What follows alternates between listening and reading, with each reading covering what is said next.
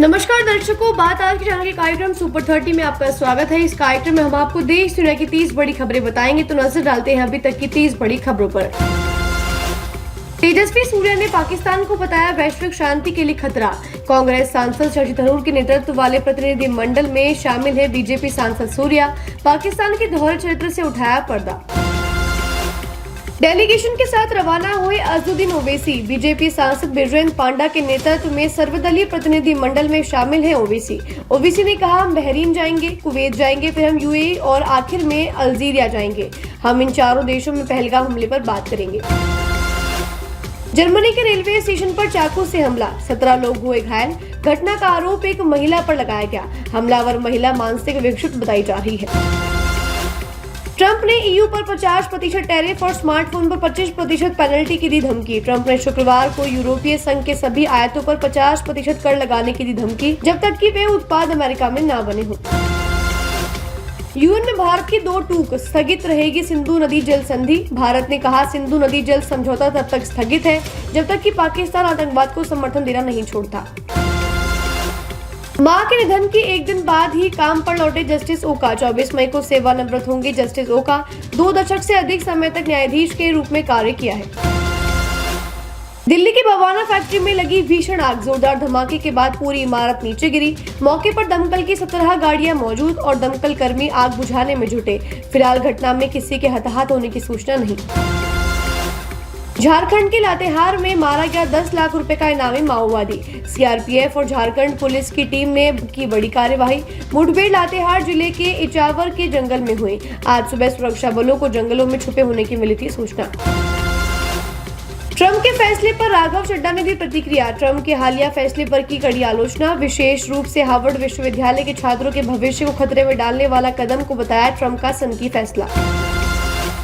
केरल में 24 घंटे के भीतर मानसून पहुंचने की उम्मीद। अपने सामान्य समय से 1 सप्ताह पहले पहुंचेगा केरल। पिछले 16 सालों में सबसे जल्दी मानसून पहुंचेगा। पिछले 2 दिनों में केरल के कई हिस्सों में हुई भारी बारिश।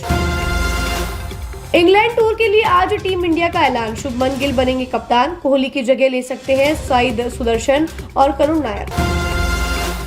दिल्ली में रामलीला मंच से प्रदर्शित की जाएगी ऑपरेशन सिंदूर की शौर्य गाथा। श्री रामलीला महासंघ की बैठक में लिया बड़ा फैसला। बैठक में दिल्ली की सभी प्रमुख रामलीला कमेटियों ने लिया था हिस्सा।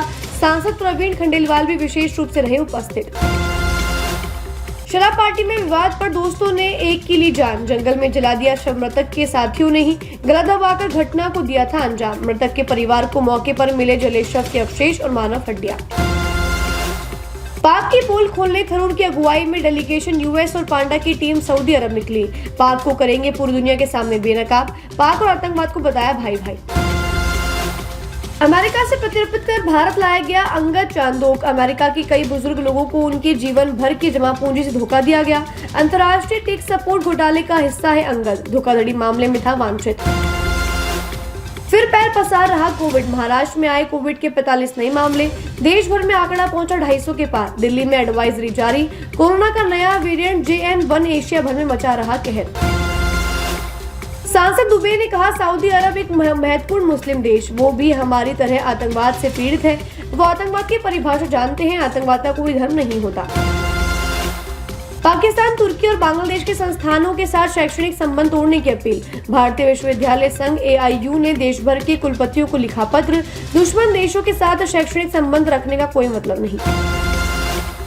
जापान में सलमान खुर्शीद ने कहा, हमारा संकल्प आतंकवाद को खत्म करना है।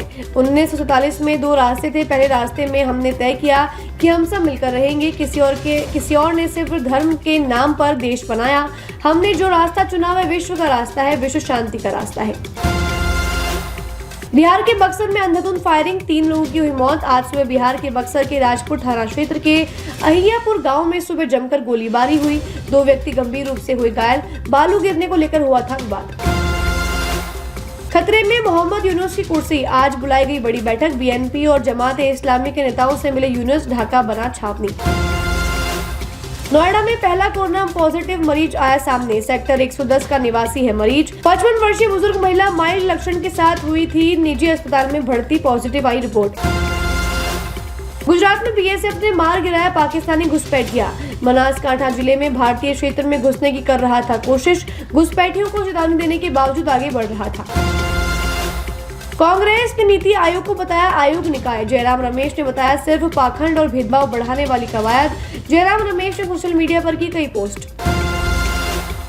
राहुल गांधी ने पुंछ में पाकिस्तानी हमले के पीड़ितों से की मुलाकात, स्कूल का किया दौरा। राहुल ने हमले को बताया बड़ी त्रासदी, बहुत बड़ा नुकसान हुआ है। लोगों ने मुझसे इस मुद्दे को राष्ट्रीय स्तर पर उठाने का अनुरोध किया है। राहुल ने जयशंकर से पूछे 3 सवाल। भारत को पाकिस्तान के साथ क्यों छोड़ दिया गया है? पाकिस्तान की निंदा करने में एक भी देश ने हमारा साथ क्यों नहीं दिया? ट्रंप को भारत और पाक के बीच मध्यस्थता करने के लिए किसने कहा? राजस्थान के कई जिलों में आज से बदला मौसम का मिजाज, तेज आंधी के साथ बारिश की संभावना। राजस्थान के 22 जिलों में आज शनिवार को तेज आंधी के साथ बारिश की संभावना जताई गई है। कुछ जिलों में भयंकर गर्मी को देखते हुए रेड अलर्ट किया गया है जारी। भाजपा नेता शहजाद पूनावाला का कांग्रेस पर तीखा हमला। पूनावाला ने कहा खड़गे ऑपरेशन सिंदूर को छिटपुट बताते हैं, वेटीवार में भी अपना ज्ञान पेलते हैं और राहुल को लगता है कि एलओपी का मतलब पाकिस्तान का नेता होता है, जबकि राहुल स्वयं निशाने पाकिस्तान है। दिल्ली में भीषण जल संकट, नेता विपक्ष आतिशी ने सीएम रेखा गुप्ता से मिलने का मांगा समय। आतिशी का आरोप चोरी 24 घंटे की पानी सप्लाई ठप, भाजपा सरकार हाथ पर हाथ धरे बैठी है। कच्छ से पाकिस्तानी जासूस गिरफ्तार, एक बार की जासूसी के लिए पाक से मिलते हैं 40,000 रुपए। जासूस के फोन को जांच के लिए एफएसएल भेजा गया। सुपर 30 में आज के लिए बस इतना ही। कल फिर नई खबरों के साथ हम होंगे आपसे रूबरू, तब तक के लिए दीजिए इजाजत, नमस्कार।